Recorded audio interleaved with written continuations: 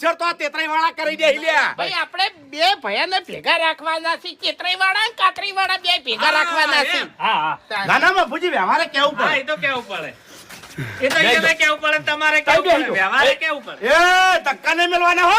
તારા બાના નોકર નહીં. બાઉદી લઈ જા, બાઉદી નહીં. ના ના ધક્કા મેલી એટલે હું સમજસ તું. આ મોટરાનું તો હજુ સચ્ચું જ નહીં. તમારે નહીં બોલવું. હું ઘણું બોલ્યો છું મારા ભાઈ.